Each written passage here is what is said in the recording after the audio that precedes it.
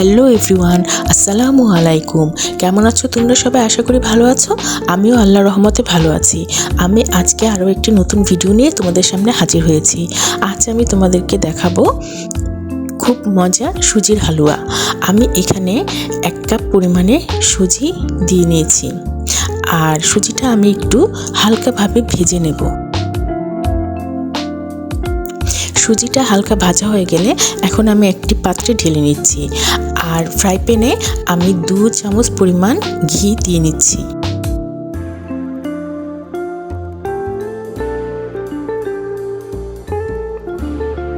ঘিটা হালকা গরম হয়ে এলে এতে আমি দিয়ে দিচ্ছি 3টি এলাচ ও 2টো দারচিনি দিয়ে আমি একটু ভেজে নেব। এবার আমি সুজিগুলো আবার দিয়ে নিচ্ছি, দিয়ে এবার আমি ভালোভাবে এটাকে আবারও ভেজে নেব।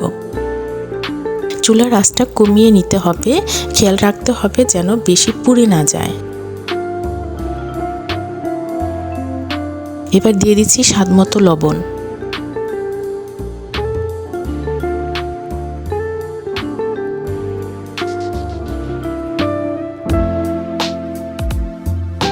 আর দিয়ে দিচ্ছি 1/2 কাপ পরিমাণ গুঁড়া দুধ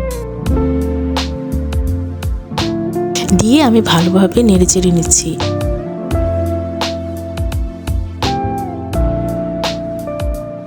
এবার আমি দিয়ে দিচ্ছি স্বাদমতো চিনি।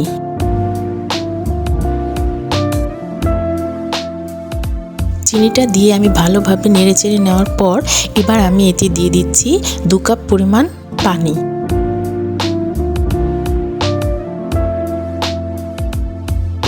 আমি 1 কাপ পরিমাণ সুজি নিয়েছিলাম, তাই 2 কাপ পরিমাণ পানি দিয়ে নিচ্ছি। দিয়ে এবার আমি ভালোভাবে নেড়েচেড়ে নেব। এবার আমি আবারও 1 চা চামচ ঘি দিয়ে ভালোভাবে এটাকে নেড়ে চেড়ে নেব।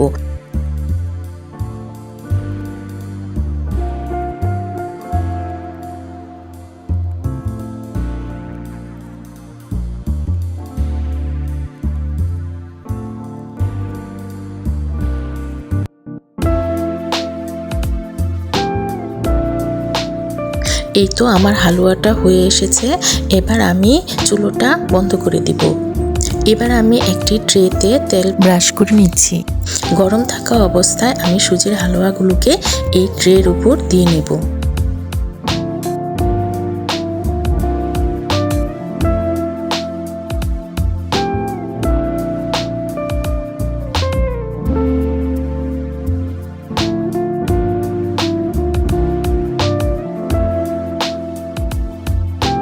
এবার আমি হালুয়াটাকে চেপে চেপে ট্রের মধ্যে সেট করে নেব।